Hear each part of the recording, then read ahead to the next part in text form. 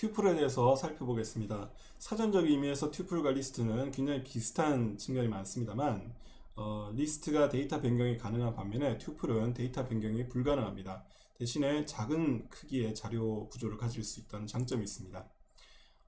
성능과 신뢰 가능한 코드를 위해서 변경 불가능한 자료를 만들 필요가 있습니다. 튜플의 생성은 대괄호가 아닌 괄호를 사용합니다. 괄호 1, 2, 3 이렇게 하면 튜플 A가 만들어집니다. 타입 함수로 이것이 튜플임을 확인할 수가 있습니다. 또한 괄호 없이 콤마만 사용해서 튜플을 만들 수가 있습니다.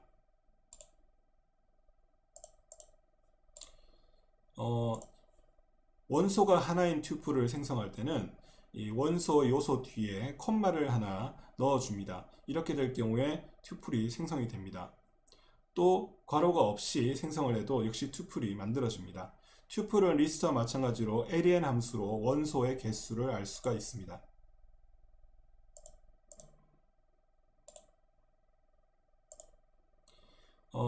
튜플도 리스트와 마찬가지로 슬라이싱을 할 수가 있고 역시 리스트와 마찬가지로 튜플은 결합을 할 수가 있습니다. 이때는 더하기 연산자를 사용하게 됩니다. 튜플의 패킹과 언패킹을 알아보겠습니다. 튜플의 패킹은 보다시피 괄호가 없이 숫자를 컴마로 구분해서 넣는 것을 말합니다.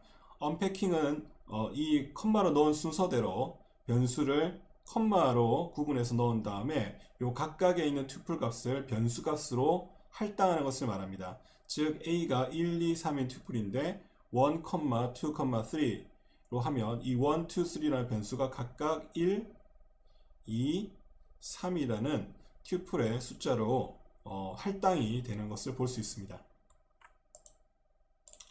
튜플의 메소드에 대해서 살펴보겠습니다. 리스트와 별반 차이가 없습니다. 튜플은 인덱스 메소드를 가지게 되고 이것은 리스트와 마찬가지로 작동을 합니다. 카운트도 역시 리스트와 마찬가지로 작동을 하게 되어 있습니다. 딕셔너리에 대해서 살펴보겠습니다. 딕셔너리는 사용자 측면에서 보면 리스트와 비슷하지만 키와 값으로 이루어져 있고 중괄호를 사용한다는 점이 다르다고 할 수 있습니다. 딕셔너리를 생성하기 위해서 중괄호를 만듭니다. 중괄호로 아무런 값을 입력하지 않은 상태에서 변수를 할당하게 되면 dic 변수는 리스트 객체가 됩니다. dic에 대괄호를 하고 그 안에 키 값을 입력합니다. python이라는 키 값에 대한 값이 www.python.org로 입력이 되고 마이크로소프트라는 키에 대해서 이러한 값, 애플은 이러한 값이 할당이 됩니다. 이제 키 값을 호출을 하게 되면 해당되는 값이 출력이 되는 것을 볼 수가 있습니다. 타입 함수로 이 객체의 성격을 알아보면 DICT라는 이름을 가진 딕셔너리 클래스가 된다는 것을 알 수 있습니다. 또한 DIC를 표현할 때는 보기와 같이 표현이 됨을 알 수가 있습니다. 이때 키와 값은 콜론으로 묶여 있습니다. 각각의 값들은 컴마로 구분이 됩니다.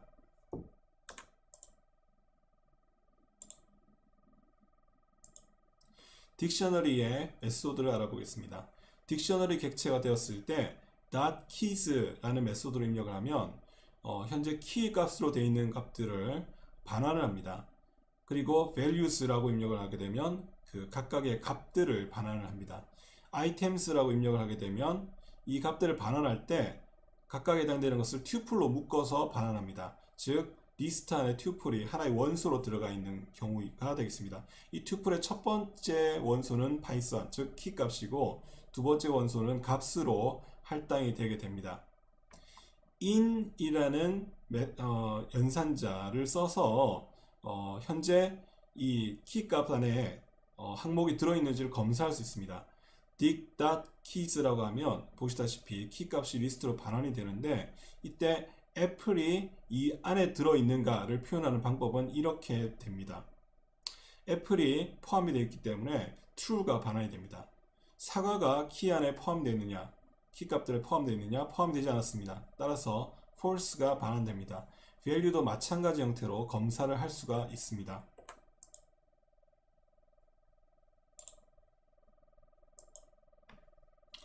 딕셔너리에도 pop이라는 메소드를 쓸 수가 있습니다. 이때 팝 안에는 키워드가 들어갑니다. 키값이 들어갑니다. 죄송합니다. 키값이 들어갑니다. 애플이라는 키를 넣으면 이 항목 자체가 사라지게 됩니다. 이렇게 사라졌죠. 그리고 나오는 반환값이 이 애플이라는 키에 해당되는 값이 반환이 됩니다. 그리고 딕셔너리 전체를 지워버릴 수 있는 클리어라는 메소드도 있습니다.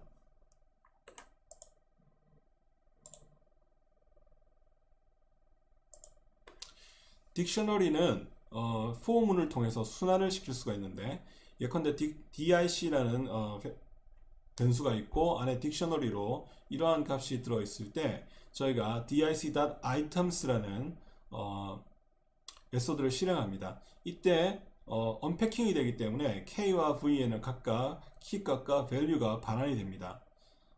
프린트 함수를 실행하고 포매팅을 하게 되면 각각의 위치에 대해서 이와 같은 결과값이 나오게 됩니다. 다음으로 반복문에서 흐름 제어에 대해서 살펴보겠습니다. 먼저 continue 문입니다. 예제를 한번 볼까요? for 문이 쓰여지고 있고요. range 함수가 있습니다. 즉 0에서 9까지 하나씩 꺼내서 i에다 집어넣는 거죠. 만약 i와 2를 나눴을 때 그 나머지가 1이라면 continue가 실행이 됩니다. 그렇지 않으면 i가 프린트가 됩니다. 첫 번째 i가 0입니다. 0 같은 경우에는 나머지가 1이 아닙니다. 2로 나눴을 때요. 그래서 0이 출력이 됩니다. 이제 1입니다.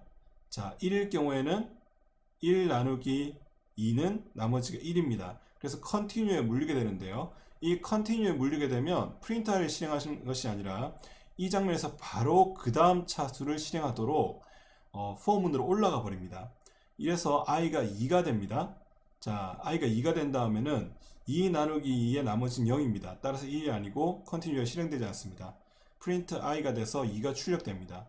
이처럼 짝수만 주르륵 출력되는 프로그램이 만들어지게 됩니다. 다음으로 브레이크입니다. 이 브레이크는 루프를 중단을 시킵니다. 자, 예제를 보겠습니다. i가 0이고 true가 될 때, 괄호가 왜 됐나 모르겠네. 다음으로 브레이크를 보겠습니다. 자, i가 0일 때 무한 루프를 한번 만들어 볼게요. i는 1씩 증가가 됩니다. 만약에 i가 1000이 되면 프린트를 해서 i가 얼마가 되었다 중단하겠습니다. 이렇게 하려고 합니다. 자, 그리고 브레이크를 걸죠. 만약에 중단점이 아니라면요, i를 계속 출력을 하겠습니다. 결과를 보면 i가 1000이 되면 중단이 되었습니다.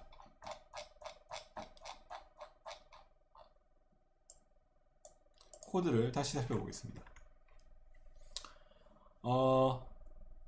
i가 1일 때부터 계속 증가되는 코드가 여기 있습니다. 그러다가 i가 1000이 되면 브레이크 문이 실행이 될 텐데, 이 브레이크가 실행이 되면 이 while 구문, 즉 브레이크가 걸려 있는 가장 가까이에 있는 반복문의 실행이 중단되고 코드 블럭에서 벗어나게 되는 것입니다. 그래서 1000이 된 다음에는 프린트가 실행이 되지 않습니다. 즉 999까지 실행이 되고 프린트가 되고 최초의 죄송합니다. 마지막으로 1000이 된 경우에는 이 프린트문 하나만 실행되고 얘는 실행되지 않고 끝나는 것입니다. 함수에 대해서 조금 더 살펴보겠습니다. 함수란 것은 어떤 이름을 가진 코드가 구체적으로 어떻게 동작하는지를 구체적으로 기술해 놓은 뭉치라고 할 수 있습니다. df라는 키워드를 썼고요. 여러분이 함수를 이미 써봤습니다. 함수를 만드는 다음에 이 호출을 하게 됩니다. 함수의 호출은 함수를 만들 때 썼던 이름을 불러주며 호출을 하는 거죠. 자, 여기에 있는 abs라는 함수를 호출했습니다. 호출을 하게 되면 df라고 정의되어 있는 이 부분으로 가서 이 함수 호출된 영역들을 실행을 하게 됩니다. 그리고 호출된 함수는 결과값을 return으로 반환하게 됩니다. 이 return으로 반환된 결과값은 바로 이 변수 값에 할당되는 그런 구조를 가지게 됩니다. 함수는 df 키워드를 이용해서 코드 블록에 이름을 붙인 형태고요. 일반적인 함수의 모습을 보고 있습니다. 파라미터를 설정해두고 아규먼트를 입력받아서 그 결과값을 리턴으로 돌려주는 형태가 함수의 일반적인 형태라고 할 수 있습니다. 이 파라미터가 뭐라고 얘기하냐면 매개 변수라고 부릅니다. 만약 여러분이 함수의 매개 변수를 만들어 두었는데 이 매개 변수를 호출하지 않게 되면 타입 에러가 발생이 됩니다. 매개 변수 이름을 정하는 방법을 조금 생각해 봐야 되는데 물론 여러분 마음대로 정할 수 있습니다. 모든 매개 변수 이름으로 할 수 있고 그것이 변수 이름을 정할 때랑 똑같은 규칙을 가진다고 생각하시면 되는데 추천드리는 것은 매개 변수만 봐도 얘가 뭐를 입력받겠구나, 아규먼트로 뭘 받겠구나 하는 점들을 알 수 있도록 적절하게 만들어 달라는 것입니다. 자, 기본값 매개 변수에 대해서 살펴보겠습니다. 이 기본값 매개 변수는 매개 변수를 정할 때 아규먼트를 미리 줍니다. 값을 미리 주는 형태입니다. 예에서 나와 있는 것을 잠깐 살펴보겠습니다. print string이라는 함수를 만들었는데 텍스트와 count 두 개를 매개 변수로 가지고 있습니다. 이때 count에 1이라는 값을 미리 할당해 놓으면 저희가 두 가지 방식으로 함수를 쓸 수 있습니다. 첫 번째 함수는 텍스트만 입력을 했습니다. 만약에 값이 할당되어 있지 않는 상태로 count라는 값이 여기서 할당되지 않은 상태로 들어가게 되면 기본 값인 1이 할당이 자동으로 됩니다. 한편으로 count에 값을 주게 되면 이 기본값 1 대신에 2라는 값이 대응이 되게 됩니다. 결과를 보시죠. count가 1이기 때문에 아무런 값을 입력하지 않으면 바로 안녕하세요 하나만 출력이 되고 count가 2로 바뀌게 되면 안녕하세요가 2번 출력이 됩니다. 키워드 매개 변수를 쓸 수가 있습니다. 이 키워드 매개 변수라는 것은 앞쪽에서 디폴트로 잡아놓은 매개 변수 있잖아요. name, position, nationality 이 세 개 모두 다 쓸 수가 있는데 첫 번째 게 name이고 두 번째 게 position, 세 번째 게 nationality라고 되어 있습니다. 자, 첫 번째 있는 name name이라는 파라미터에다가 name은 박상현이라는 식으로 바로 그 값을 입력을 이렇게 해줄 수가 있습니다. 지금 포지션이 이미 그 디폴트 아규먼트로 이렇게 들어가 있잖아요. 스텝이 디폴트 아규먼트로 들어가 있기 때문에 이걸 건너뛰고 바로 내셔널리티를 키워드 매개 변수로 입력을 해줄 수 있습니다. 지금 두 번째 장면이 그런 것을 보고 계시는 거고요. 내셔널리티를 입력하지 않고 네임과 포지션만 이렇게 입력하게 되면 이것은 디폴트 값으로 들어가게 됩니다. 매개 변수를 입력받는 여러 가지 방법이 있습니다. 가변 매개 변수를 살펴보겠습니다. 가변 매개 변수는 매개 변수 앞에다가 스타를 붙여서 튜플로 넘겨주는 경우를 말합니다. 즉 df라고 되어 있고 함수 이름이 되어 있으면 이 매개 변수 앞에 스타를 붙여 넣습니다. 한번 예를 보겠습니다. 얘에서 보면 함수 이름이 merge string입니다. 이 merge string의 파라미터로 우리가 text list라는 이 가변 매개 변수를 결정을 해놨습니다. text list라는 가변 매개 변수가 어떻게 들어갔죠? for s in text list로 들어갔습니다. 가변 매개 변수로 들어가게 되면 기본적으로 튜플로 들어가게 됩니다. 따라서 이 부분이 튜플이 되고요. 그 튜플 안에 있는 원소들이 s라는 변수를 통해서 계속 순환하게 됩니다.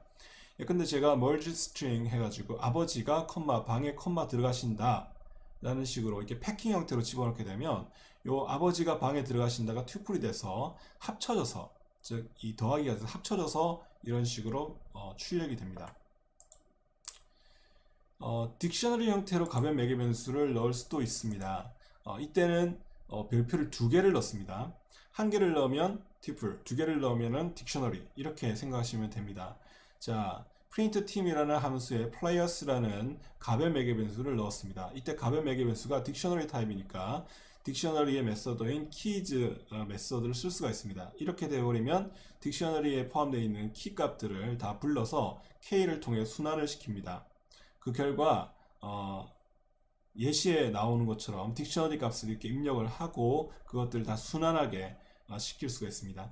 보기에는 딕셔너리 값들이 입력이 됐는데 저희가 흔히 쓰게 되는 키워드 파라미터 형태로 볼 수 있습니다. 즉 카시아스는 GK, 호날두는 FW, 알론소는 MF, 페페는 DF 이런 식으로 입력이 되고 재밌는 것은 처리되는 것은 딕셔너리처럼 처리되지만 입력할 때는 마치 우리가 키워드 파라미터를 주듯이 입력을 할 수가 있다는 것입니다. 일반 매개 변수하고 가변 매개 변수를 함께 쓸 수 있습니다. 주의할 점은 가변 매개 변수가 항상 뒤에 나와야 된다는 것입니다. 이 순서를 바꾸게 되면 실행이 되지 않습니다. 여기 나왔듯이 이런 식으로 보이게 되는 거죠. argc가 3 이렇게 할당이 되고 argv가 각각에 대해서 튜플로 넘어가야 되는데 만약 그렇지 않고 argc는 3 그렇게 키워드 매개 변수를 입력하고 튜플로 넘기게 되면 두 개가 혼란이 생기기 때문에 신텍스 에러가 발생이 됩니다. 이 점에 대해서는 조심하셔야 됩니다. 리턴을 할 때요, 함수가 호출자에게 반환을 할 때는 꼭 리턴 구문을 써야 되는데 이 리턴 구문을 쓰게 되면 즉시 반환하고 함수가 끝난다는 점을 여러분 주의 깊게 살펴봐야 됩니다.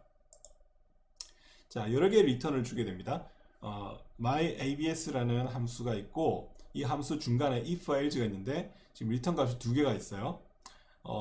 여기에서 바로 함수의 호출을 끝냅니다. 즉 arg가 0보다 작다 그러면 arg에다가 -1을 곱한 다음에 바로 넘겨주기 때문에 이 뒷부분에 뭐가 있어도 실행이 되지 않습니다. 한편으로는 arg가 0보다 크거나 같을 경우에는 else에 걸리는 리턴이 실행이 되고 나머지 부분들은 실행이 되지 않습니다. 여러 장면에서 리턴을 통해서 함수를 그 즉시 종료를 시키고 반환값을 넘겨줄 수 있는 그런 구조로 갑니다. 이 함수는 뭐죠? 절대값을 반환하는 함수가 되겠습니다. 만약에 리턴 값을 저희가 넘겨주지 못한다면 none이 반환됩니다. 자, 아까 방금 봤던 그 함수를 약간 수정을 했는데 이 경우에는 0이 포함되지 않는 상태입니다. 즉 myabs가 들어왔을 경우에 arg가 0보다 작을 경우에는 -1을 곱해서 리턴을 걸어주고 0보다 클 경우에는 arg를 그냥 돌려주지만 0일 경우에는 아무것도 반환하지 않습니다. 자, -1일 경우에는 1이 반환됐고 1일 경우에는 1이 반환됐지만 자, 0일 경우에는 리절트가 none으로 결정됩니다. 이 none은 non-type이라는 클래스인데 하는 역할은 아무런 변수 값이 없다라는 점들을 알려주는 역할을 하게 됩니다. 전혀 결과값을 주지 않고 리턴을 시킬 수도 있습니다. 반환할 데이터 없이 리턴하는 것은 반환한다는 의미보다는 함수가 종료되었다, 끝났다, 이제는 그 다음번 함수 내용을 실행시키지 않겠다, 뭐 이런 정도의 의미라고 생각하시면 되겠습니다. 오감도라는 그 함수를 만들었는데요. 이 오감도라는 함수는 num을 입력받아 가지고 그 아해의 숫자를 쭉쭉쭉 얘기를 해줍니다. 근데 5명 이상은 얘기를 해주지 않습니다. 그래서 5까지는 입력이 되지만 8이 됐을 경우에 즉 i가 5가 되면 리턴을 하기 때문에 그 다음 것은 실행이 되지 않고 넘어가 버립니다. 즉 여기서 바로 for 문이 브레이크가 걸리고 함수도 바로 종료가 됩니다. 이처럼 데이터가 반환되는 것이 아니라 그 자리에서 끝내게 하고 싶으면, 즉 끝내고 원래대로 돌아가게 하고 싶으면 그냥 리턴 키워드를 쓰면 됩니다. 함수는 로컬 변수를 주의해야 됩니다. 함수 안에서도 변수를 정의할 수가 있는데 이때 이 함수의 안에서 정의된 변수는 밖에서 사용될 수가 없습니다. 예시를 한번 볼까요? 이 스코프 테스트라는 함수 안에 a는 1이라는 로컬 변수가 지정되어 있습니다. 이 a는 1이라는 로컬 변수는 함수 밖에서는 쓰이지가 않습니다. 그래서 a는 0이라는 변수를 함수 밖에서 만들어 놓고 스코프 테스트를 실행을 시키면 이 함수 안에도 a는 1이라는 로컬 변수가 만들어지게 됩니다. 그래서 프린트를 하게 되면 a는 a,1, a:1 이렇게 출력이 되지만 바깥쪽에 있는 a는 0에 영향을 받지 않습니다. 그래서 이 스코프 테스트라는 함수 밖에서 a를 다시 불러오면 원래 있던 a는 0이라는 값이 그대로 살아있게 됩니다.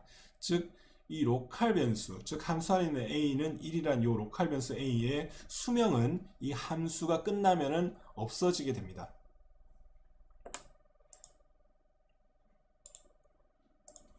로컬 변수란 것은 자신이 생성된 범위, 즉 코드 블록 안에서만 유용한 것이고요. 함수가 생겨날 때 로컬 변수도 생겨났다가 함수가 종료되면 그 생명을 다하게 됩니다. 이와 반대로 함수 외부에서 만들어져서 프로그램이 살아있는 동안 함께 살아있다가 프로그램이 종료되면 같이 소멸되는 것을 저희가 전역 변수, 글로벌 베리어블이라고 합니다. 파이썬의 함수에 사용되는 모든 변수는 지역 변수 간주가 되고요. 만약에 함수밖에 생성되어 있는 전역 변수를 쓰려면 글로벌 키워드를 통해서 쓸 수가 있게 됩니다. 패스 키워드에 대해서 알아보겠습니다. 이 패스라는 키워드는 함수나 클래스의 구현을 미룰 때 사용합니다. 패스를 하게 되면 그냥 실행하지 않고 지나가 버립니다. 즉 빈 함수나 빈 클래스를 만들 수 있다는 뜻입니다. 예를 한번 들어보겠습니다. 함수 empty 펑션을 만듭니다. 저희가 패스라고 입력을 하고 실행을 종료하겠습니다. 이후 empty 펑션을 하게 되면 아무런 일도 일어나지 않습니다. 왜 패스가 필요하냐? 저희가 아무런 일도 하지 않는 함수를 만들 때 그냥 이렇게 만들 수가 없기 때문입니다. 끝나지 않죠.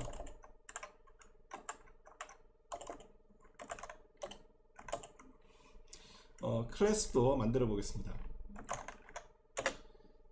empty class.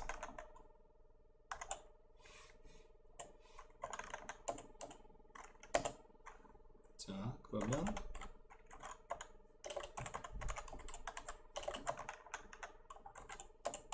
이렇게 했을 때 오브젝트는 클래스는 생성되지만 아무런 일도 하지 않습니다. 그래서 살펴보겠습니다. 람다 함수는 함수를 간단하게 만들 때 사용합니다. 함수 이름이 없는 것이 특징입니다. 이쪽에 있는 람다 함수는 함수 이름이 없습니다만 이쪽에 보이시는 함수는 sum이라는 함수 이름이 있습니다. 람다 함수에서 인수를 건네는 방식은 lambda, 람다 키워드 다음에 인수를 컴마로 구분합니다. 함수와 비교해 보십시오. 리턴 값을 보낼 때는 바로 콜론 뒤에 리턴 값을 쓰게 됩니다. 이때는 리턴 키워드가 필요하지 않습니다. 이렇게 생성된 함수를 sum이라는 이름으로 할당하는 것을 보고 있습니다.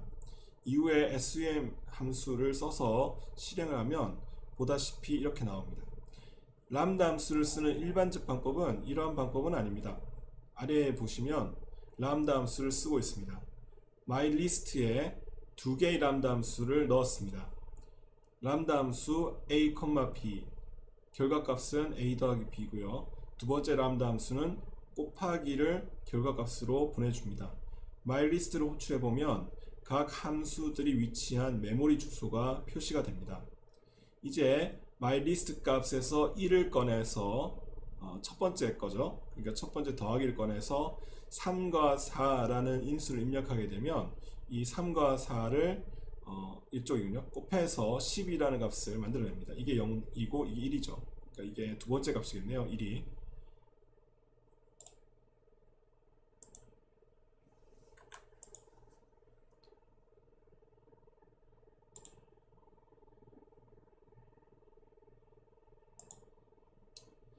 반복 함수 맵에 대해서 알아보겠습니다.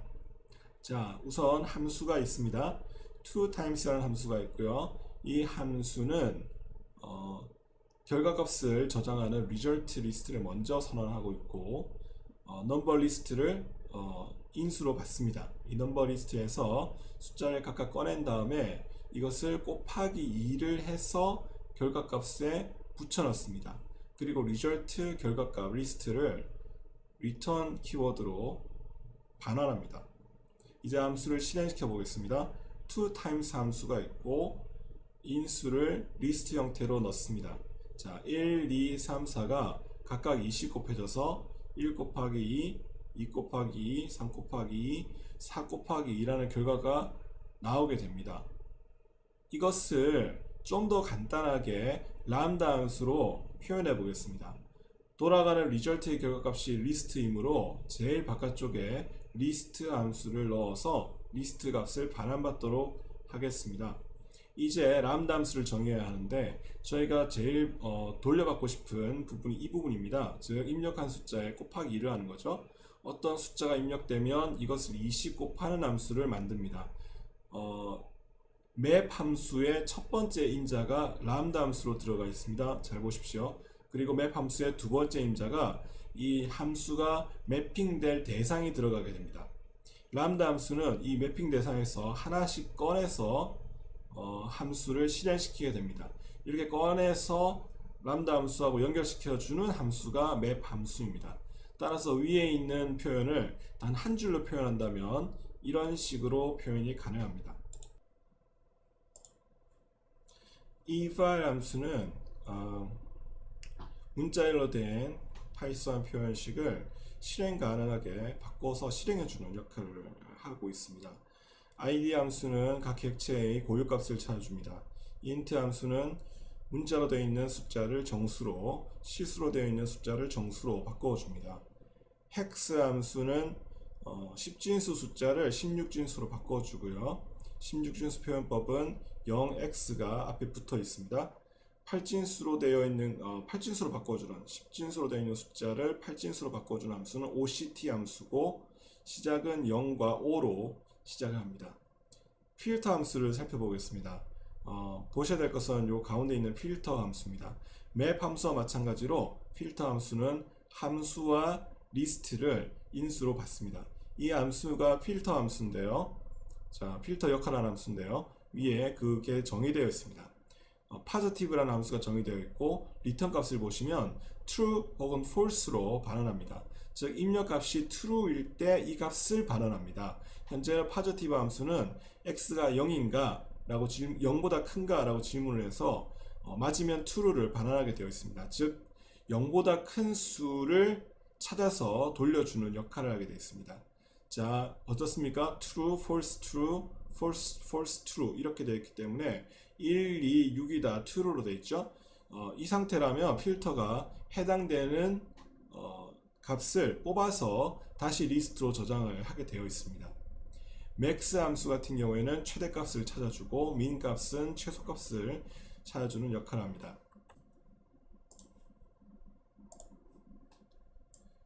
필터 함수를 한번 직접 실행해 보겠습니다. 먼저 필터를 만들어 보겠습니다. positive x 리턴 값을 주고요. x가 0보다 크다. 람다 함수로 쓸 수도 있고 보다시피 함수로 쓸 수도 있습니다. 지금 예제에서는 함수를 만들어 쓰겠습니다. 자, 일단 필터 아웃이라는 객체를 하나 만들겠습니다. 이 필터 아웃은 필터 함수를 적용한 객체고요. 자, positive라는 함수 이름을 주고 1, -3, 2, 0, -5, 6이라는 리스트를 입력을 했습니다. 자, 필터 함수, 필터 아웃이라는 함수를 실행을 하게 되면 주수값을 알려주고요. 이것을 리스트 함수에 넣게 되면 구체적인 리스트가 만들어집니다.